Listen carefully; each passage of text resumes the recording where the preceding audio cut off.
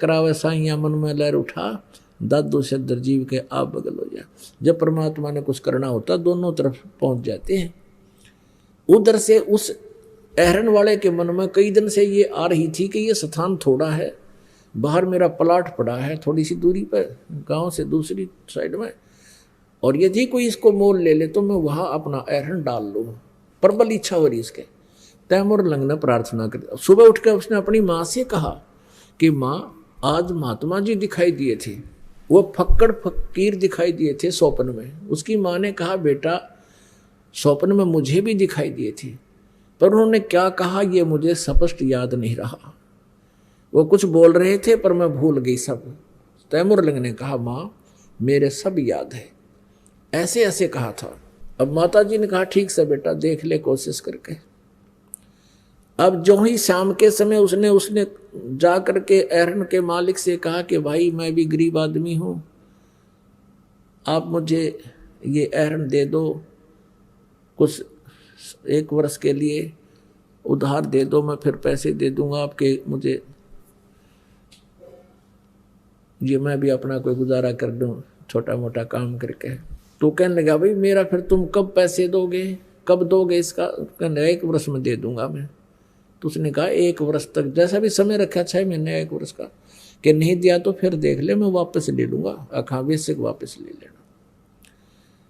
2-4 दिन के अंदर उसने अपना वहां से सारा ले गया, अहरन भी छोड़ दिया वहीं पर। वो पुराना सा हो रहा था वो, और उसने अपना नया साजबाज जोड़ लिया दूसरे प्लाट में। माँ बेटा ने दोनों ने उसके चारों तरफ एक कच्ची दीवार बना ली, 3-3, 4-4 फुट की, 5-5, 6-6 फुट की, और देखा खोद गए उसमें सचमुच खजाना, हीरे पन्ने जवाहरात सोने की मोहरें मिली। अब उसने उसी तरह शुरू कर दिया। पहले घोड़े भेड़ बकरी लाया, वो बेच दी महंगी सस्ती जैसी, फिर घोड़े खरीद कर लाया, वो बेच दिए, महंगे बिके थे सस्ते। तो आम जनता को तो न्यू होगी भाई तैमूर लंग का हाथ पकड़ लिया भगवान ने, इसको व्यापार में व्यवसाय में बहुत बेनिफिट होने लग गया।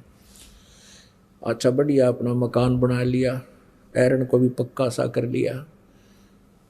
अब पहले वो जब पाली जाता था, बकरियों का पाली गया हुआ था बाहर, उसने क्या देखा कि उस नगरी के राजा के नौकर खेतों से चारा लेकर आ रही थी एक लड़की, युवा लड़की नगर की, उसको जबरदस्ती उठाने की चेष्टा कर रहे थे।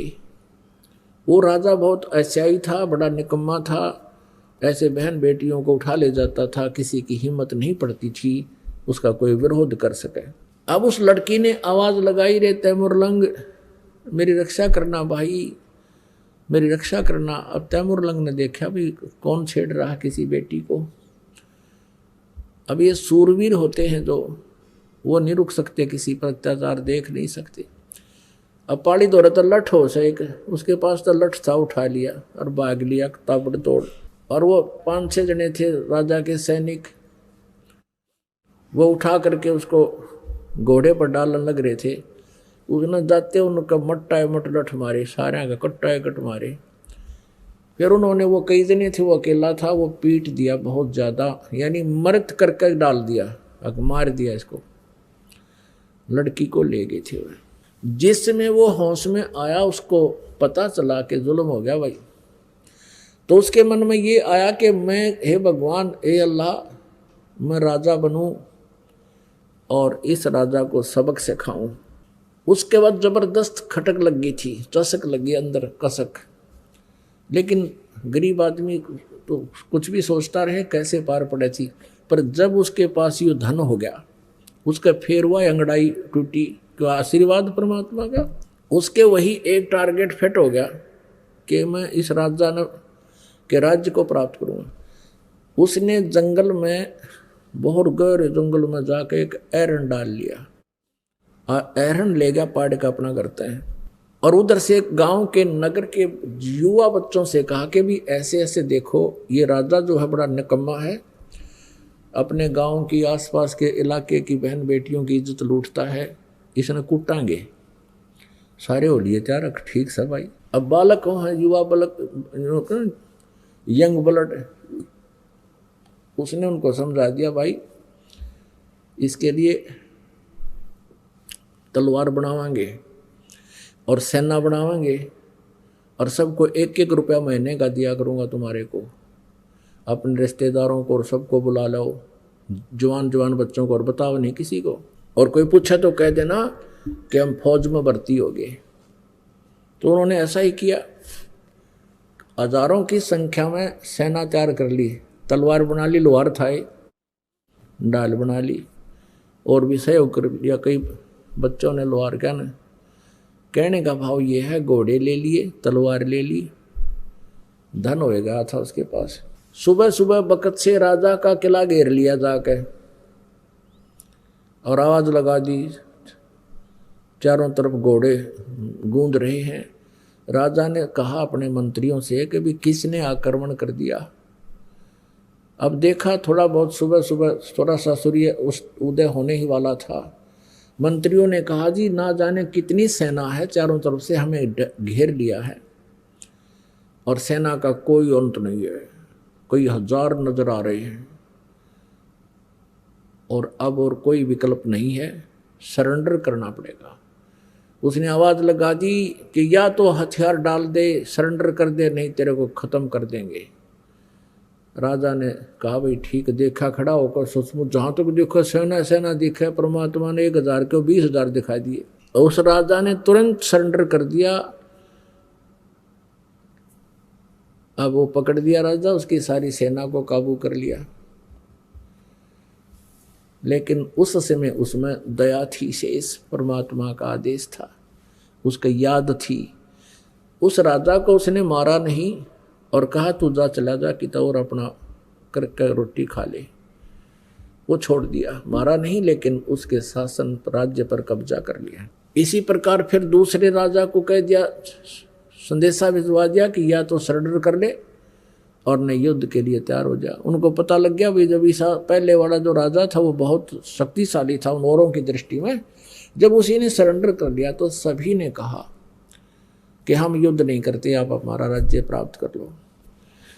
तो उसने उसका भी राज्य प्राप्त कर लिया। करने का भाव ये है, तैमूर लंग दिल्ली पहुंच गया। तैमूर लंग वहां से सेना लेकर के दिल्ली तक आ गया। दिल्ली के राजा को भगाकर उसको पराजित करके वहां अपना एक नौकर, जैसे वायसराय छोड़ देते थे पहले, ऐसे एक जो है सबॉर्डिनेट बैठा दिया वहां पर, उसको राज्य दे दिया वहां का कि तू 1 साल में मुझे इतना इतना इसका टैक्स देगा। और वो अंतर्गत रहा, अधीन था उसी के तैमूर लंग। अपनात्माओं तैमूर लंग से लेकर औरंगजेब तक 7 पीढ़ी यानी 7 पीढ़ी ने राज्य किया।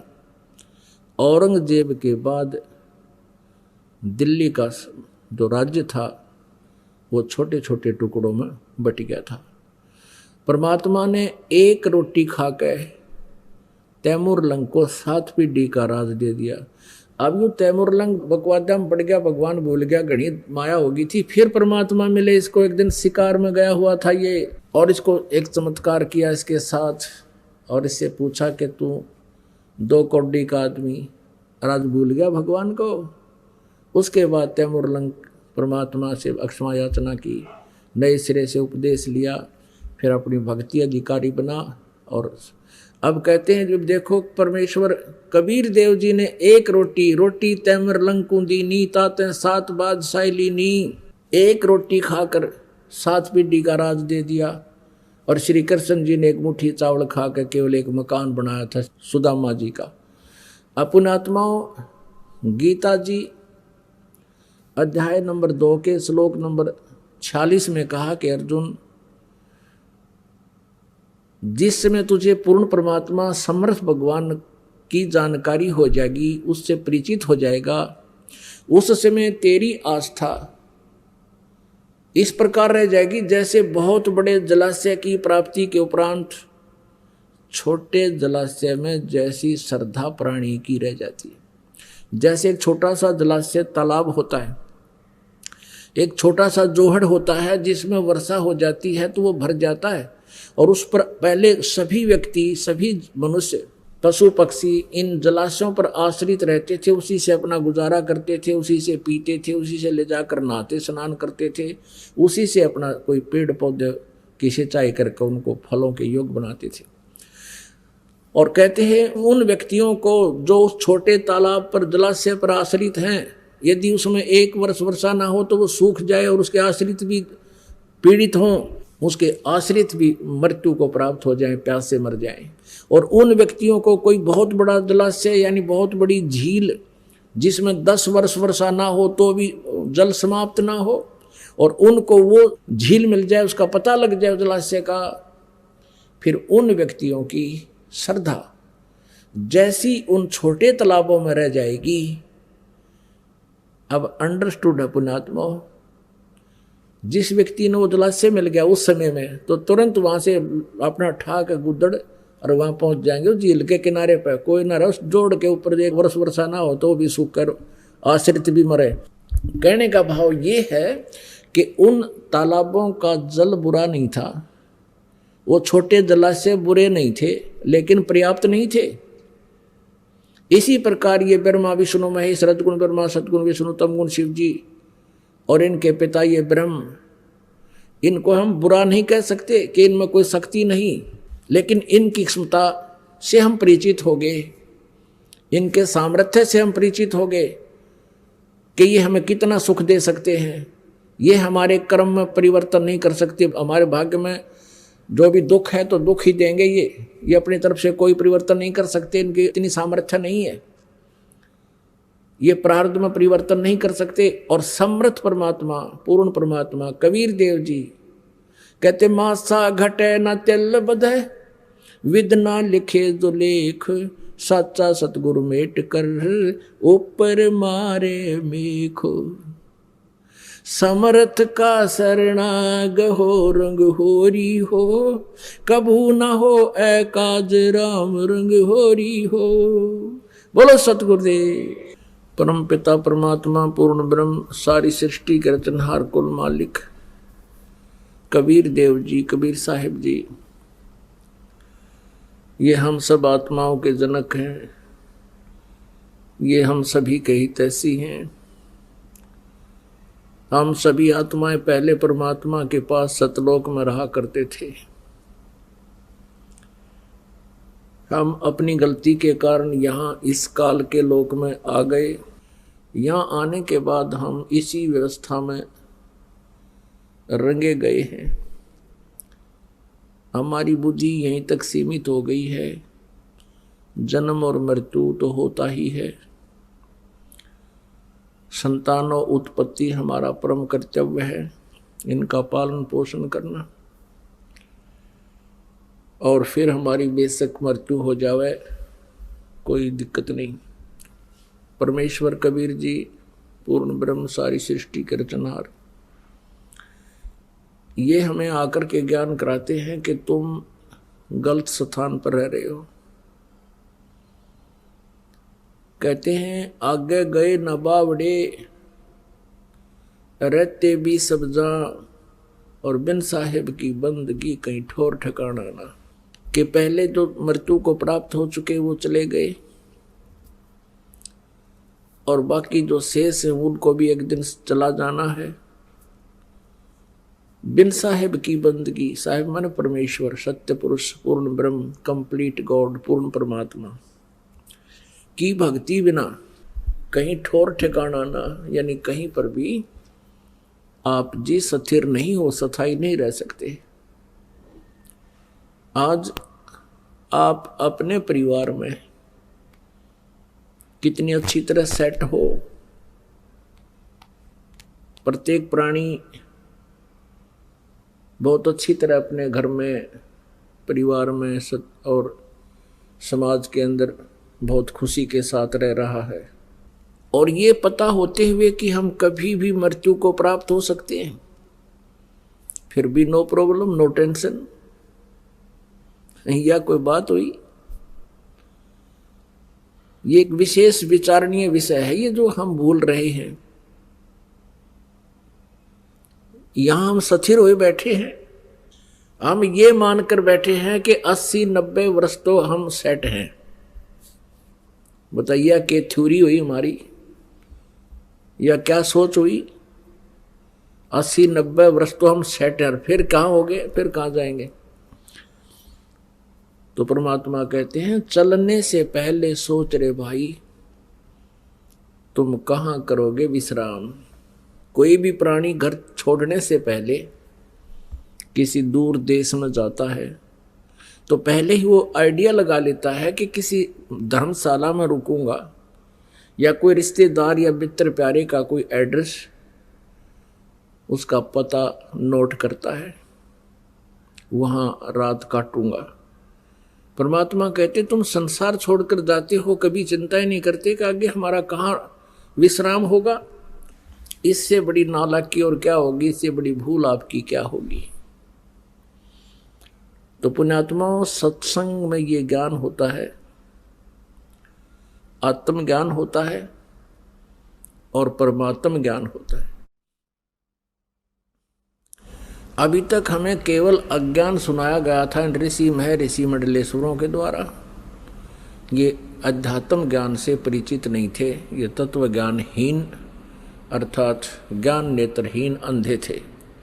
ये केवल कहते थे आत्म चिंतन करो, आत्मज्ञान हो जाता है तो जीव का कल्याण हो जाता है। आत्म चिंतन का अर्थ है, आत्मज्ञान का अर्थ है अपने विषय में जानकारी, तू कौन है, कहां से आया था और इस जन्म मृत्यु के चक्कर में तू कैसे फंसा हुआ है। ये तो है आत्मज्ञान। और परमात्म ज्ञान भी, कौन है परमात्मा, कैसा है भगवान, कहाँ रहता है, उसकी क्या पहचान है, उसका प्रमाण कहाँ है जो हम भगवान बताने जा रहे हैं कि ये है परमात्मा, ये है कंप्लीट गॉड, पूर्ण परमात्मा। तो वो कहाँ प्रमाणित है, और फिर उसका पता जब लग जाता है तो वो परमात्म ज्ञान है। तो आज सत्संग सुबह चल रहा था, आपने सत्संग में सुना कि परमात्मा को पहचानने के लिए उसके कुछ लक्षण होते हैं। आपको बताया गया कि श्री कृष्ण जी अर्थात विष्णु जी श्री राम और श्री कृष्ण रूप में अवतरित हुए थे, जन्म लिया था, और उन्होंने जो लीलाएं की उन्हीं के आधार से हमने उनको भगवान मान लिया। अब परमात्मा के ये लक्षण नहीं होते जिन सीमित लक्षणों से हमने प्रभु संज्ञा में उनको ले रखा था। जैसे श्री रामचंद्र जी ने कौन सा अद्वितीय काम किया जो हम सुना करते थे कि समुद्र के ऊपर पुल बना दिया था। जब लंका पर चढ़ाई करनी थी सीता जी को छुड़वाने के लिए और 33 करोड़ देवताओं की बंद छुड़वाने के लिए, जो काल इसने रावण ने बंद कर रखे थे अपनी कैद में 33 करोड़ देवता। अब वो पुल कैसे बना था? श्री रामचंद्र जी से पुल नहीं बना था, तभी तो वो समुद्र में खड़े होकर के समुद्र से ही याचना कर रहे थे कि मुझे रास्ता दे दो, और 3 दिन तक घुटनों पानी में खड़ा होकर श्री रामचंद्र जी ने समुद्र से याचना की, लेकिन वो नहीं माना। तब उसको जलाने के लिए अग्निबाण छोड़ना चाहा।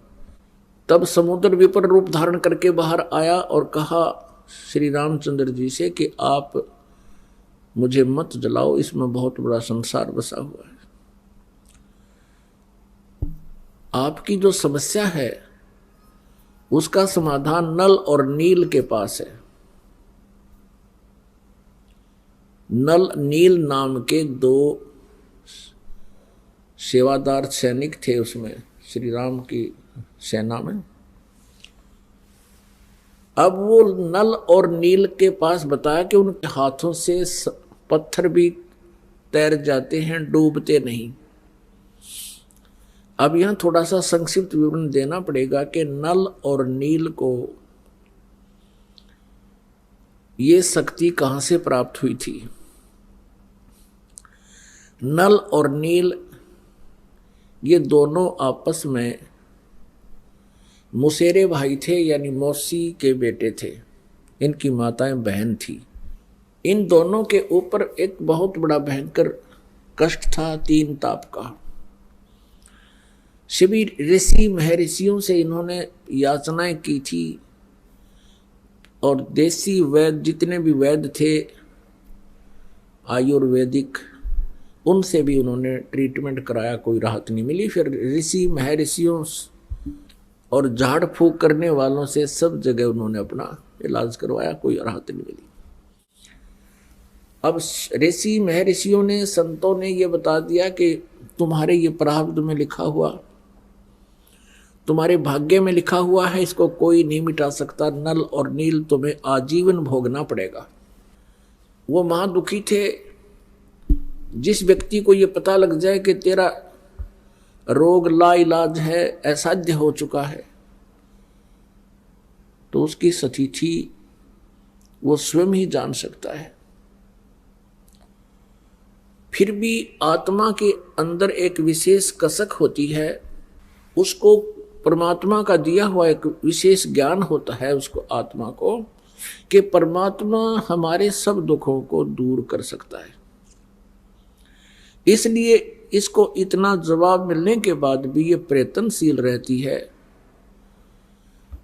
इसी उद्देश्य से नल और नील कबीर परमेश्वर जी के सत्संग में चले गए। उस समय त्रेता युग में परमेश्वर कबीर देव जी मुनिंदर नाम से आए हुए थे। मुनिंदर ऋषि नाम से प्रगट थे, सहस्री रहते हैं परमात्मा। और मुनिंदर ऋषि जी की उन्होंने कहीं कई जगह से महिमा सुनी थी कि बड़े महापुरुष हैं, उनके आशीर्वाद से भयंकर से भयंकर रोग समाप्त हो जाते हैं, भाग्य बदल देते हैं वो प्रभु। नल नील को विश्वास नहीं रहा था कि ऐसे ऐसे मंडलेश्वरों के पास हम जा चुके हैं, ऐसे ऐसे सिद्धों के पास जा चुके हैं, हमें कोई राहत मिली नहीं। फिर भी इत्फाक परमात्मा की रजा होती है। उनको सहज में कबीर परमेश्वर जी का ये सत्संग सुनने का अवसर मिला। ज्यों ही परमेश्वर के चरणों में उन्होंने नमस्कार किया, परमेश्वर ने आशीर्वाद दिया, दोनों के वो रोग ठीक हो गए, कति स्वस्थ हो गए। बड़े अचंभित हुए, चरणों में पड़ के रोने लगे, हे परमात्मा आप कहाँ छुपे थे। सारी कहानी बताई कि हमारे को सब ने ये जवाब दे दिया था कि अब तुम्हारा कहीं इलाज नहीं है। हे परमेश्वर आपने बहुत दया करी हम दुखी दीनों पर। तब परमेश्वर ने कहा बेटा ये तो एक कष्ट दूर हुआ है, आपके भाग्य में तो बहुत कष्ट हैं, असंख्य जन्मों से तुम जन्म और मर रहे हो। उसका परमानेंट ट्रीटमेंट ये है कि आप उपदेश लो हमारे से, अन्यथा और इससे भयंकर आपत्ति भी आप पर आ सकती है। अब नल नील ने कहा भगवान हम आपके शिष्य, आप हमारे गुरु, हमें उपदेश दे दीजिए। परमेश्वर ने उपदेश दे दिया और कहा बेटा सत्संग में आते हैं साधु संत भक्त, कोई रोगी बीमार, क्योंकि कबीर परमेश्वर के पास भी दुखी प्राणी ज्यादा आते थे, कोई लंगड़े लूले, कोई अंधे गूंगे, कोई वृद्ध बीमार, तो कहते थे भगवान के भाई इनकी सेवा किया करो, परमात्मा की आत्माएं हैं।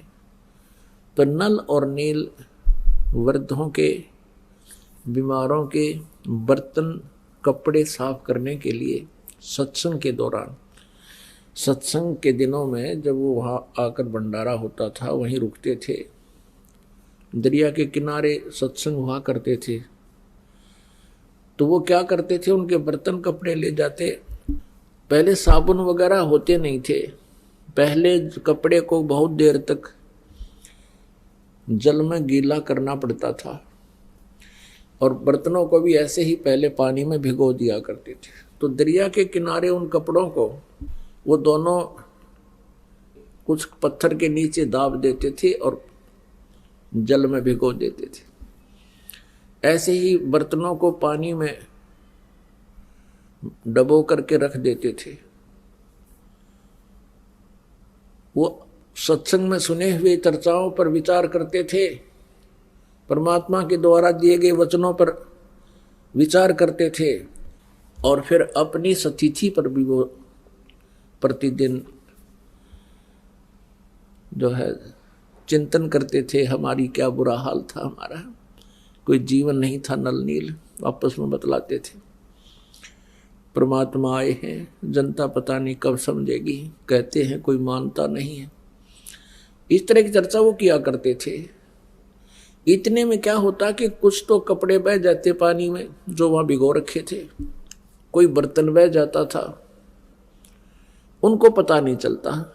वो जितने भी शेष बचे होते उनको धो मांझ कर लाकर रख देते। किसी का कपड़ा नहीं, किसी का गिलास नहीं, किसी की थाली नहीं, क्योंकि सब अपने अपने बर्तन साथ लेकर जाते थे। तो वो कहने लगे, भाई हमारे बर्तन इतने लेकर गए थे, तुम वापस कम लाए हो, अब हम गरीब, हम कहाँ जाएं। कोई कहता हमारे वस्त्र ऐसे थे, आप वापस पूरे नहीं लाए हो।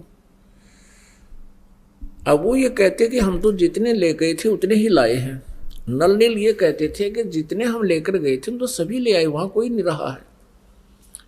जो जल में बह जाते थे उनका ज्ञान नहीं होता था। तो भक्तजन कहने लगे, भैया आप हमारी सेवा मत करो, हम तो परेशान हो गए। अब हफ्ता 5-4 दिन रुकने हैं, अब कहाँ से कपड़े लाएं, कहाँ से बर्तन लाएं हम। लेकिन वो हाथ जोड़कर कहते थे कि अब के हम बहुत सावधान होंगे, आप गुरुदेव को ना बताना, नहीं तो हमारी सेवा छीन ली जाएगी। और उनको ये डर था कि कहीं परमात्मा हमसे रुष्ट हो जाए और सेवा छीन ले तो हम कहीं फिर से उसी प्रकार कष्ट ना आ जाए हमारे पर, उसी तरह दुखी ना हो जाए। तो उन्होंने कुछ दिन फिर नहीं उनको बताया, तो फिर भी वो दुखी होकर आखिर में परमात्मा से उन्होंने अर्ज करनी ही पड़ी। परमेश्वर मुनिंदर जी के सामने कहा कि गुरुवर, ये नल नील की इरादा तो है अच्छा कि ये सेवा करें, लेकिन भगवान ये हमारे वस्त्र ले जाते हैं। वहाँ देखने वालों ने बताया कि ये वहाँ बैठ कर के परमात्मा की चर्चा करने लग जाते हैं, कपड़े और बर्तन दरिया में बह जाते हैं।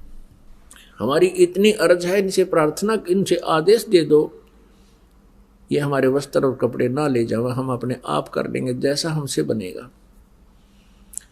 इनका इरादा गलत नहीं प्रभु, ये ध्यान मस्त हो जाते हैं, आपके वचनों को सुन सुनकर गदगद होते हैं, कभी रोते हैं, कभी हंसते हैं। जब नल और नील को ये पता चला कि आज तुम्हारी शिकायत हो गई है और गुरुदेव कहीं तुम्हारी सेवा ना छीन ले और नाराज ना हो जाए, हाथ जोड़कर खड़े हो गए। कहने लगे, प्रभु अवश्य हमसे भूल बनी होगी, लेकिन हमारा इरादा ठीक है प्रभु, हम चाहते हैं सेवा करें। और परमात्मा के चरणों में गिरकर रोने लगे कि हमारी सेवा ना छीनना परमेश्वर, हम बहुत ध्यान देंगे। वो शिकायत करता कहते, भगवान ये प्रत्येक बार ऐसा ही बोलते हैं और ये वहाँ जाकर के भूल जाते हैं, भगवान की चर्चा में ये ज़्यादा ही मस्त हो जाते हैं, इनके बस की बात नहीं। तब परमात्मा ने देखा और कहा कि बेटा तुम्हारी सेवा नहीं छीनते, खूब सेवा करो। आशीर्वाद दे दिया कि आज आपके हाथ से जल के अंदर कोई भी वस्तु नहीं डूबेगी, पत्थर भी क्यों ना हो। उस आशीर्वाद से, उसके बाद परमात्मा के आशीर्वाद से नल और नील के हाथों से छोड़ा गया पत्थर भी जल पर एज इट इज रुक जाता था, चाहे उसके ऊपर कोई खड़ा हो जाए। और तो कहना ही क्या, कपड़े थाली वो एज इट इज वहीं रहते थे जब तक वो स्वयं उठा नहीं लेते। तो उनकी समस्या हल हुई। इस चीज का पता था इस समुद्र देव को। उसने आकर रामचंद्र जी से कहा कि आपकी सेना में नल और नील नाम के दो संत हैं, भक्त हैं,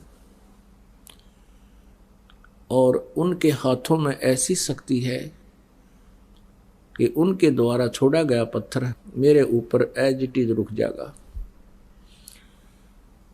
अब नल और नील को बुलाया गया।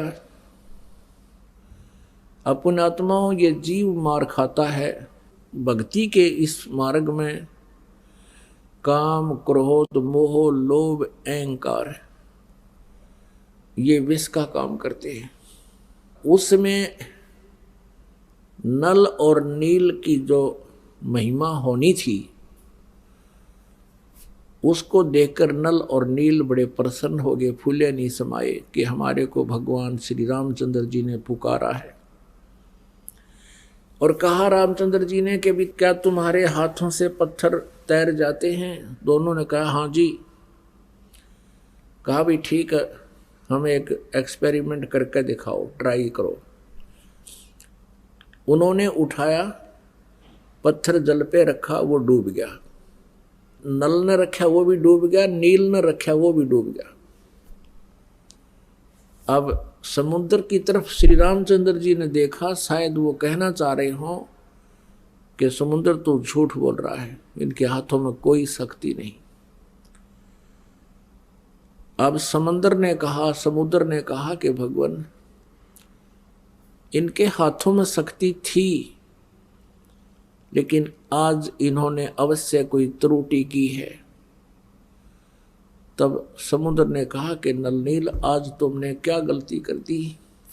दोनों ही वो बहुत अचंभित थे कि आज क्या हो गया हमें। फिर उनको याद आया कि आज हमने अपने गुरुदेव को याद नहीं किया।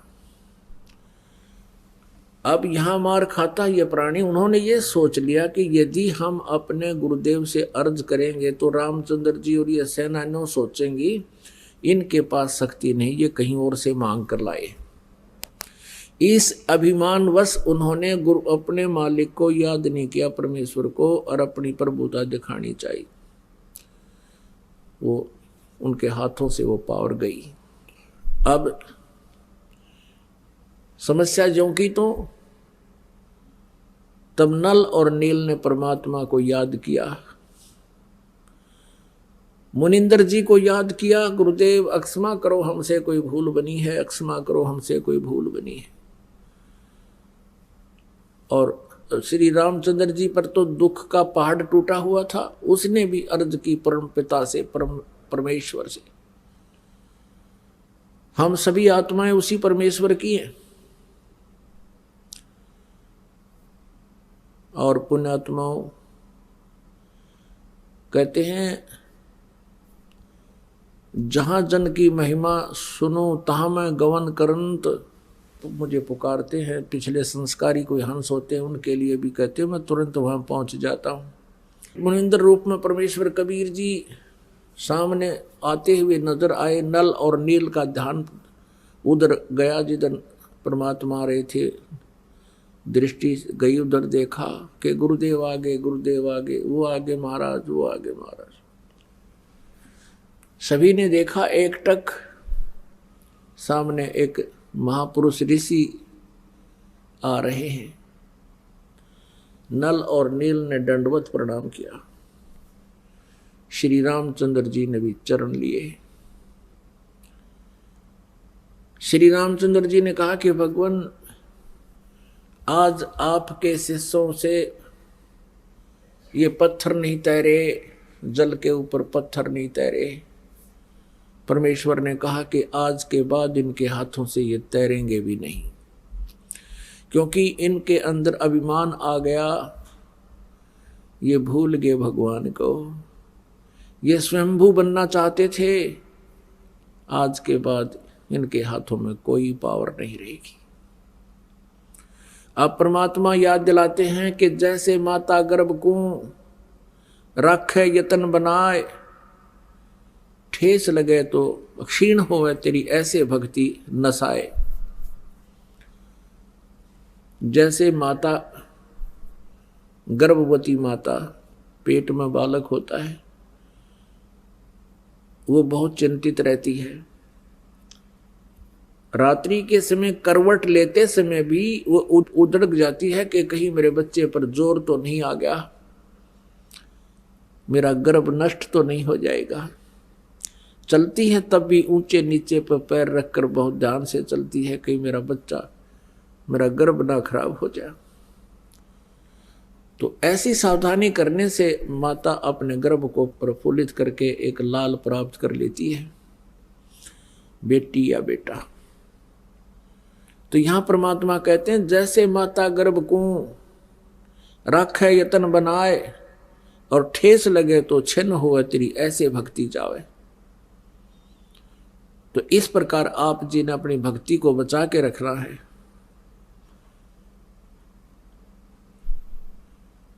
काम, क्रोध, मोह, लोभ, अहंकार ये इसके शत्रु हैं। परमात्मा की मर्यादा से हट जाना तो भी हम भक्ति नष्ट कर देते हैं। परमेश्वर कबीर जी से श्री रामचंद्र जी ने कहा कि भगवान ऐसे ऐसे कहानी सारी अपनी जो ना कहानी सुनाई कि मैं रामचंद्र हूं, दशरथ पुत्र, और मुझे वनवास प्राप्त है। उस वनवास के कष्ट में एक और कष्ट हमें आ गया कि रावण, लंकापति रावण ने मेरी पत्नी उठा ली, उसको कैद कर रखा है। उसको हम छुड़वाने के लिए बहुत प्रयत्न कर चुके हैं। हमने बहुत शांति दूत भेजकर भी प्रार्थना की है, पर वो मानता नहीं। और हमने सेना लेकर जाना है, ये पुल बनाना था इस समुद्र के ऊपर।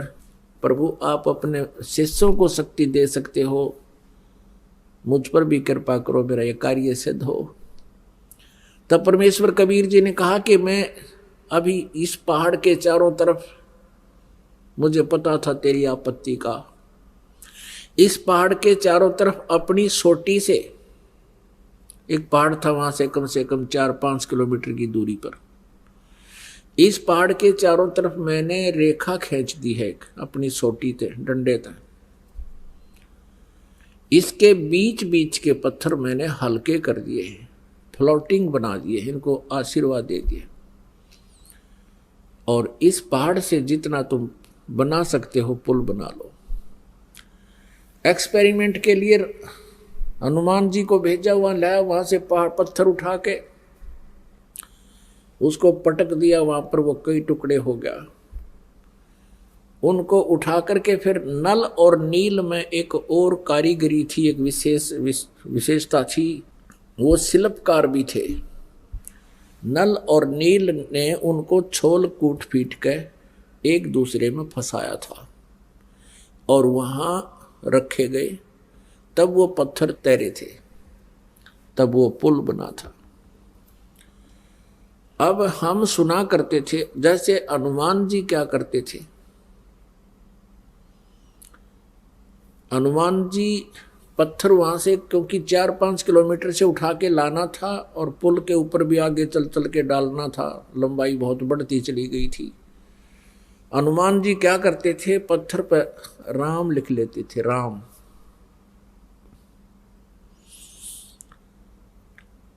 और स्वयं भी अपना मंत्र जाप करते हुए चल पड़ते थे। अपने आत्मा हनुमान जी श्री रामचंद्र जी को एज ए राम नहीं पूजा करते थे, क्योंकि जिस समय सुग्रीव को हनुमान जी मिले थे, उस समय वो पहले ही राम राम जप रहा था। तो वो उनका एक नित्य नियम था। कबीर साहब कहते हैं, आप राम कहे ओरा राम कवावे, और जिस मुख राम ना उचरे ता मुख फेर कवावे। जैसे हम बोलते हैं सत साहिब, तो सामने वाला भी कहेगा सत साहिब। सत साहिब का अर्थ होता है अविनाशी परमात्मा। राम कहो, साहिब कहो, अब पहले राम राम बोलते थे तो सामने वाला भी राम राम बोलता था।